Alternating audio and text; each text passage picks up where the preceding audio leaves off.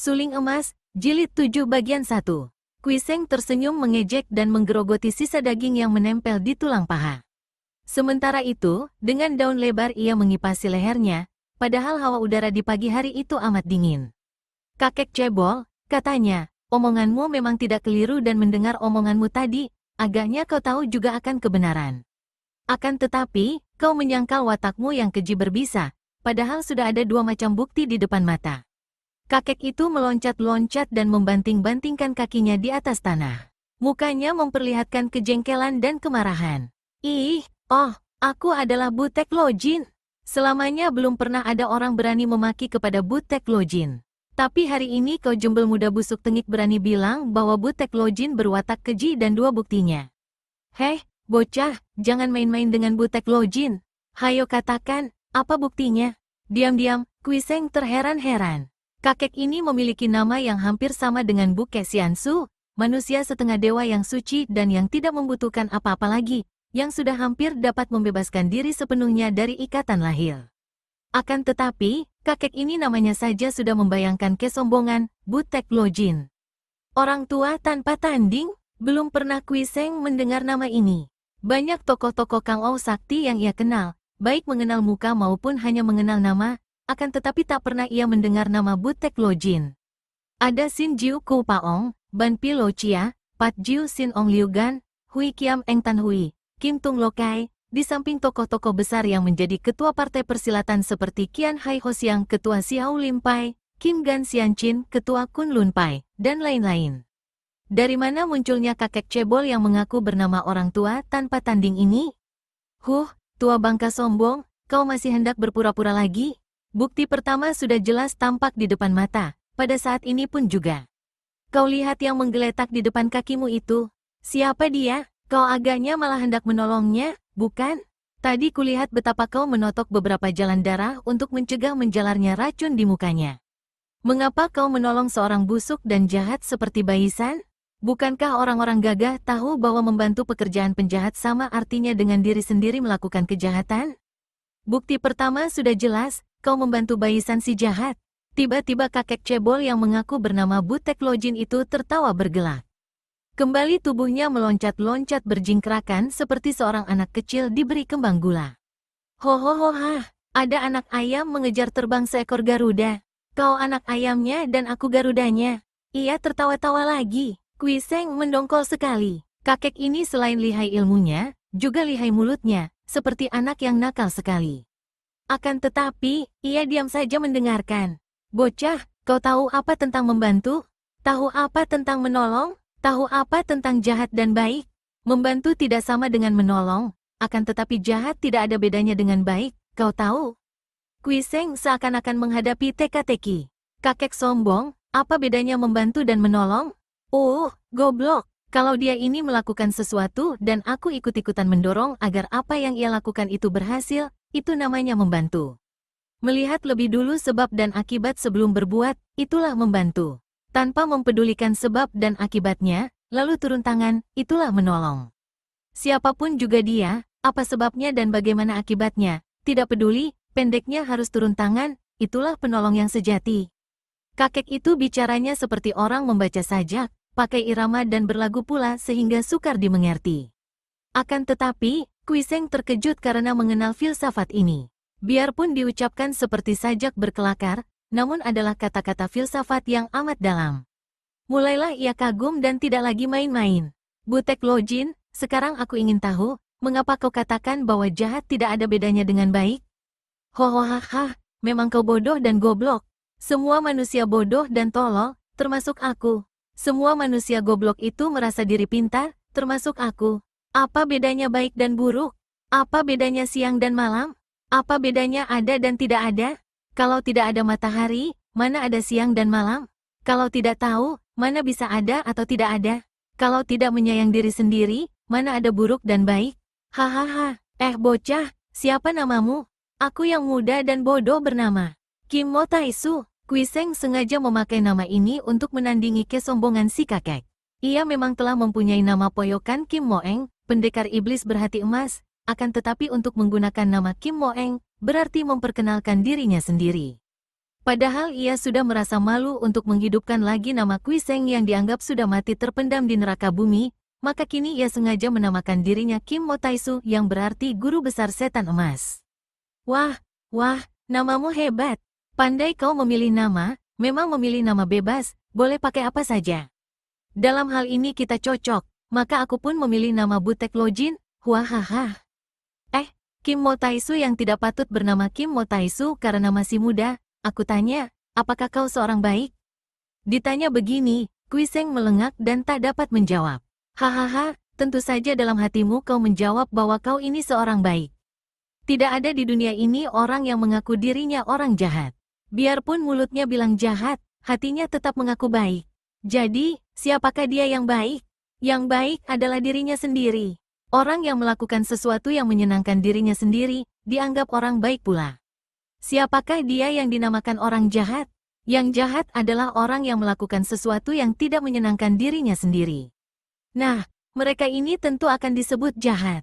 Baik dan jahat tidak ada, sama saja, yang ada hanya penilaian di hati orang yang membedakan demi kesenangan diri sendiri.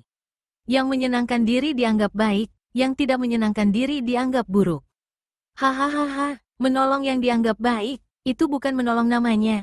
Bukan menolong orang, melainkan menolong diri sendiri, menyenangkan perasaan sendiri.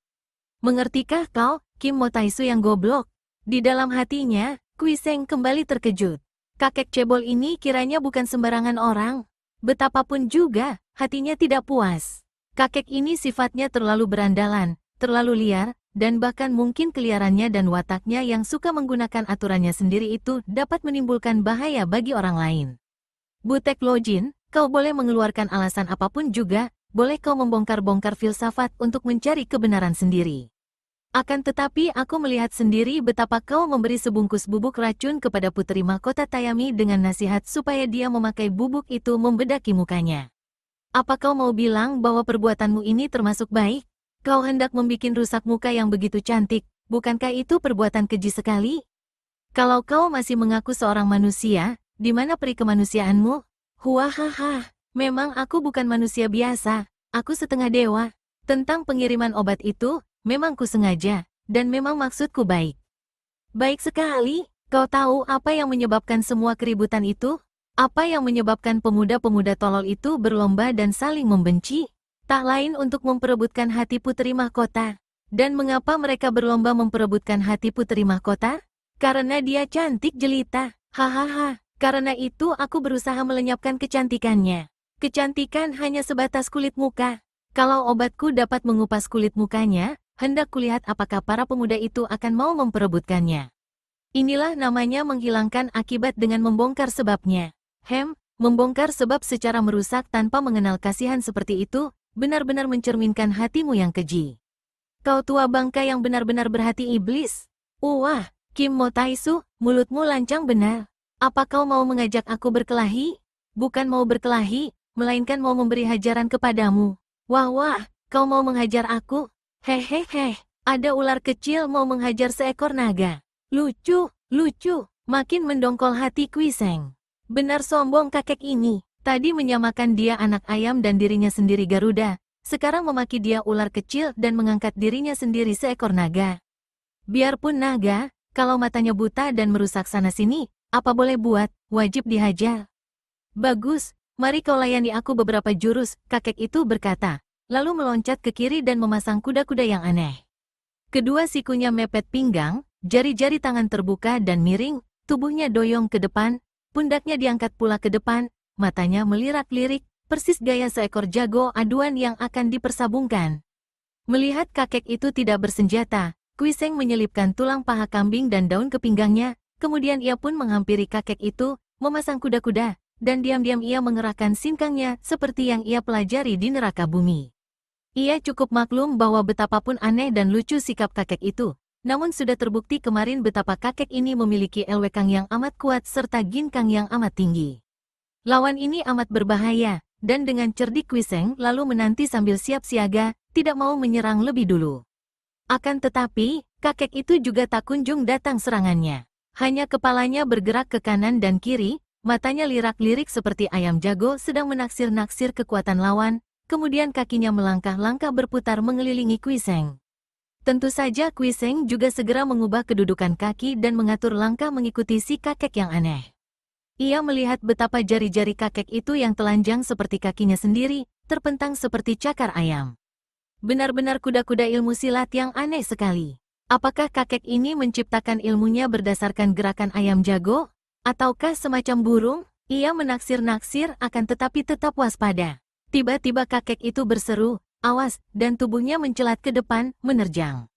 Kedua tangannya menggampar dari kanan kiri, kedua kakinya menendang. Biarpun kelihatan hanya sebuah terjangan kasar, namun jari-jari kakinya serta jari-jari tangannya melakukan totokan di 7 bagian hiato, jalan darah, yang berbahaya.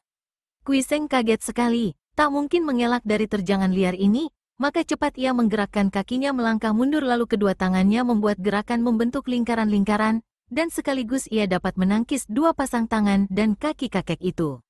Dukek, tubuh Butek Lojin mencelat ke belakang membuat salto 2 kali, akan tetapi kedudukan kaki Kuiseng juga tergempur sehingga dia terhuyung-huyung ke belakang. Kagetlah Kuiseng. Setelah berlatih di neraka bumi, tenaganya mengalami kemajuan pesat sekali. Namun kini ia ketemu batunya. Kakek yang menerjang di tengah udara itu ternyata mampu membuatnya terhuyung-huyung, dan kedua lengannya yang menangkis tadi seakan-akan bertemu dengan benda yang antep dan keras. "Heh, kau boleh juga." Kakek itu memuji, kemudian mengulangi lagi pasangannya seperti ayam jago, berputar-putar sehingga terpaksa Kuiseng juga berputaran. Kembali Butek Lojin menerjang maju dan kali ini terjangannya disusul serangkaian serangan yang ganas, memukul dan menendang bergantian, semua mengarah jalan darah yang berbahaya. Kuiseng berlaku cepat, tubuhnya mencelat ke sana-sini dan ia pun membalas dengan pukulan tanpa memakai sungkan-sungkan lagi. Maka lenyaplah bayangan kedua orang ahli silat yang mengerahkan ginkang ini, berkelebat seperti petir menyambal. Berkali-kali mereka beradu tangan dan selalu Kuiseng terdesak mundur. Terang bahwa ia kalah kuat dalam hal tenaga dalam, akan tetapi karena Kuiseng memang memiliki ilmu silat yang tinggi maka penjagaannya rapat sekali. Setelah mengalami benturan tangan belasan kali yang membuat kedua lengannya terasa sakit-sakit, Kuiseng segera mengerahkan ilmu silat Bian Sin Kun, tangan kapas sakti. Kedua tangannya menjadi lunak seperti kapas dan tenaga kakek itu seperti amblas kalau bertemu dengan tangannya, sehingga ia tidak mengalami rasa nyeri lagi. Malah, dengan ilmunya ini ia dapat membalas serangan dengan mendadak dan cepat, membuat kakek itu berkali-kali mengeluarkan seruan memuji dan penasaran. Tiba-tiba kakek cebol itu mengganti, dan gerakannya yang tadinya amat cepat lincah itu menjadi gerakan lambat. Malah kedua kakinya seakan-akan tidak bertenaga, seperti mengambang di atas air saja.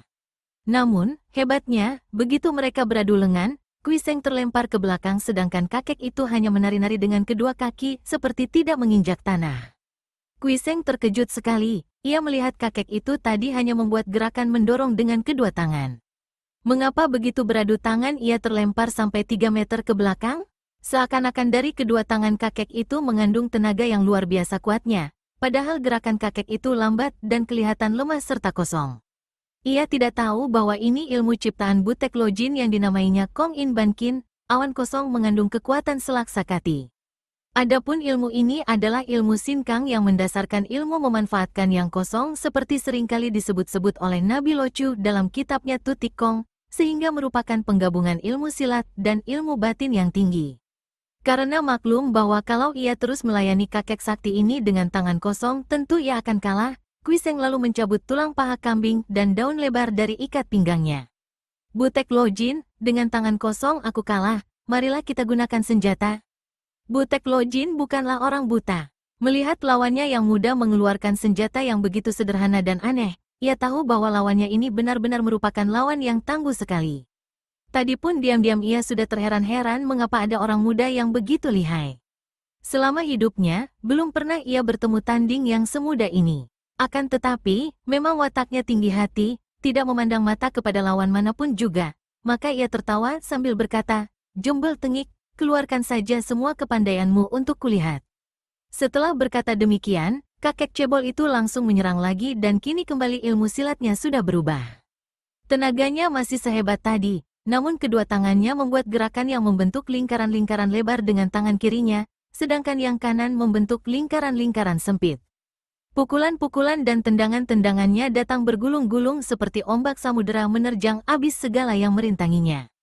Melihat hebatnya gerakan ini, Kuiseng segera memutar ulang paha kambing yang ia gunakan seperti pedang untuk melindungi tubuh, sedangkan daun di tangan kiri mulai ia kebut-kebutkan yang juga mengeluarkan angin pukulan yang amat dahsyat. Tiba-tiba terdengar suara keras, "Bagus, Butek Lojin, kau hajar mampus bocah itu. Kalau kau kalah, baru aku yang maju." Suara itu terdengar dari jauh, akan tetapi nyaring dan jelas sekali. Kemudian, sebelum suara itu lenyap kumandangnya, orangnya sudah berkelebat datang. Seorang raksasa tinggi besar berkepala gundul yang segera dikenal Kuiseng sebagai musuh lamanya, Ban Pilocia. Sejenak kakek cebol menghentikan serangannya, membanting-banting kaki dan memaki, "Kau bilang kalau aku kalah? Kuda gundul, kau lihat saja aku menjatuhkan jembel tengik ini. Kalau sudah, biar kau punya selaksa lengan, Ban Pi, pasti tanganku yang hanya dua ini akan kenyang menempilingi gundulmu sampai kau berkuik-kuik dan berkaing-kaing." Setelah berkata demikian, kakek cebol itu segera menyerang Kuiseng lagi dengan hebatnya. Kuiseng mencelat ke kiri sambil memutar tulang paha kambing. "Berhenti dulu, Butek Lojin. Dia itu musuh lamaku, biarkan aku membuat perhitungan dengan dia. Hei, manusia cabul, rasakan pembalasanku atas kematian Ang Xiaohua." Kuiseng hendak menyerang Ban Pilocia, akan tetapi kakek cebol itu merintangi, bahkan menyerangnya lagi sambil mengomel. "Kau belum kalah olehku, bagaimana bisa berhenti dan melawan orang lain?" Karena serangan kakek cebol ini memang hebat sekali, Kuiseng tidak dapat memecah perhatian dan terpaksa ia melayani lagi dengan hati mendongkol. Ia tahu bahwa percuma saja bicara dengan kakek cebol ini. Jalan satu-satunya mengalahkan si cebol ini lebih dulu, baru nanti menghadapi Ban Pilocia. Akan tetapi, ini hanya rencana saja, pelaksanaannya sukar setengah mati karena si cebol ini benar-benar sakti luar biasa. Sementara itu, baru sekarang Ban Pilocia melihat tubuh Baisan yang menggeletak di atas tanah. Ia kaget sekali dan tidak mempedulikan lagi mereka yang sedang bertempur. Cepat ia berlutut di dekat muridnya. Setelah melihat muka muridnya, ia mengeluarkan suara tertahan, menotok dan mengurut sana-sini. Akhirnya Baisan dapat bicara. "Suhu, guru," ia mengeluh. "Muridku, siapa yang melakukan ini padamu? Hayo katakan, siapa? Akan ku beset kulit mukanya." Dengan suara terputus-putus, Baisan bercerita terus terang kepada gurunya bagaimana ia tergila-gila kepada Tayami dan memasuki kamarnya, kemudian putri mahkota itu menggunakan bubuk beracun mengenai mukanya. Ketika bicara agak panjang ini, Baisan telah terlalu banyak mengerahkan tenaganya, maka begitu habis bicara, ia jatuh pingsan lagi. Ban Pilocia menarik napas panjang, menggeleng kepala dan berkata, "Ah, banyak wanita cantik di dunia ini, mengapa kau memilih putri mahkota bangsa sendiri?" "Ah, tidak bisa aku mengganggu putri Tayami. Tayami anak kuluhan, mengapa engkau begini kejam? Muridku, jangan penasaran. Aku akan menurunkan semua kepandaianku kepadamu agar kelak kau dapat menjagoi dan menjadi orang nomor satu di Khitan." Setelah berkata demikian, Ban Pilocia memondong tubuh muridnya itu dan lari meninggalkan tempat itu tanpa peduli lagi kepada dua orang yang sedang bertanding. "Ban Pilocia, kau hendak lari kemana?" Kuiseng menusukkan tulang paha dengan jurus maut Pat Sian Toat Beng, 8 dewa mencabut nyawa, dari ilmu pedang Pat Sian Kiam Hoat. Baru sekarang ia menggunakan jurus Pat Sian Kiam Hoat karena tadi dalam menghadapi Butek Lojin ia belum mau mempergunakan ilmunya ini yang dahulu telah diperbaiki oleh Bu Kesiansu. Sekarang ia ingin sekali mengejar Ban Pilocia, terpaksa ia menggunakan jurus ini. Kagetlah Butek Lojin. Serangan ini memang hebat sekali dan tak mungkin ditangkis atau dielakkan. Tulang itu ujungnya tahu-tahu sudah mengancam ulu hati. Terpaksa Butek Lojin menggunakan gerakan yang sebetulnya kalau tidak terpaksa, ahli silat tinggi enggan melakukannya, yaitu membuang diri ke belakang seperti batang pohon tumbang, lalu bergulingan di atas tanah.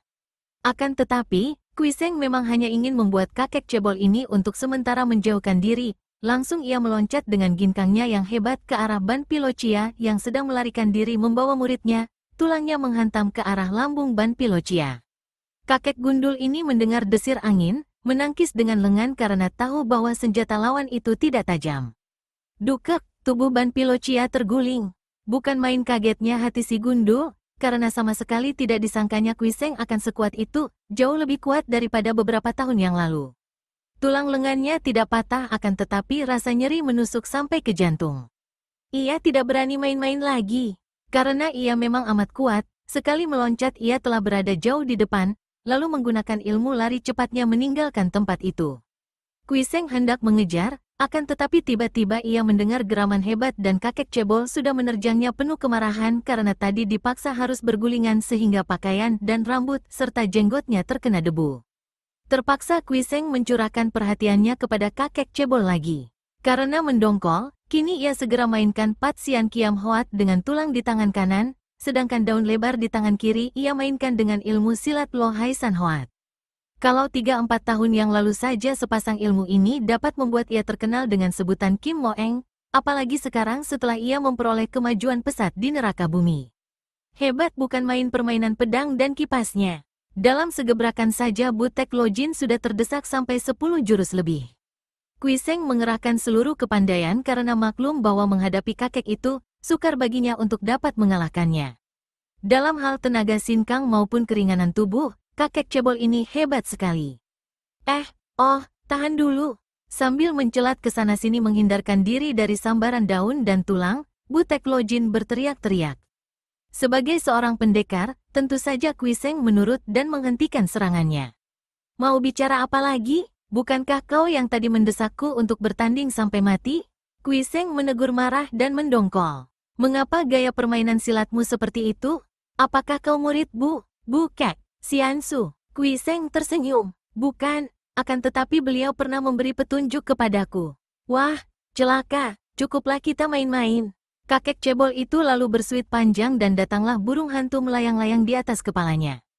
Kemudian, ia lari meninggalkan Kuiseng, diikuti dari atas oleh burung hantu. Sejenak Kuiseng terlongong heran, kemudian ia penasaran dan berlari pula mengejar. Ternyata ilmu lari cepat kakek itu hebat, sukar baginya untuk dapat menyusul. Ia tahu bahwa kakek itu belum kalah, bahkan agaknya kalau dilanjutkan dia sendirilah yang akan kalah. Akan tetapi mengapa Butek Lojin menjadi seperti orang jeri dan lari? Bayangan kakek itu telah lenyap. Hanya tampak burung hantu merupakan titik hitam kecil jauh di depan. Kuiseng kehilangan semangat untuk mengejar terus maka ia menghentikan larinya dan berjalan biasa menuju ke depan. Ketika ia memasuki hutan, tiba-tiba ia mendengar suara orang tertawa, suara ketawa Butek Lojin. Ia menjadi heran dan lari lagi memasuki hutan. Apa yang dilihatnya membuat Kuiseng berhenti dan menyelinap di belakang pohon. Kiranya kakek cebol itu sudah berdiri sambil tertawa bergelak. Sedangkan di depannya tampak seorang laki-laki bangsa Khitan yang bertubuh pendek pula akan tetapi kuat, yang ia kenal sebagai seorang tokoh Khitan yang kata orang adalah Panglima Tua.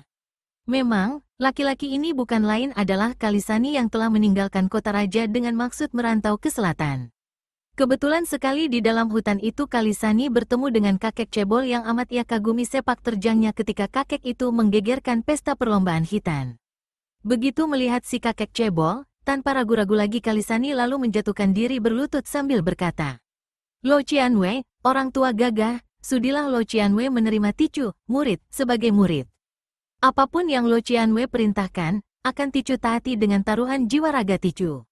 Inilah yang membuat Butek Lojin tertawa bergelak-gelak sehingga terdengar tadi oleh Kuiseng. Kakek cebol itu setelah tertawa berkata, aku akan membikin kepalamu seperti kepala Ban Pilocia. Hendak kulihat apakah kau masih nekat mau mengangkat aku sebagai gurumu. Setelah berkata demikian, kakek cebol itu menggerakkan telapak tangannya ke arah kepala Kalisani.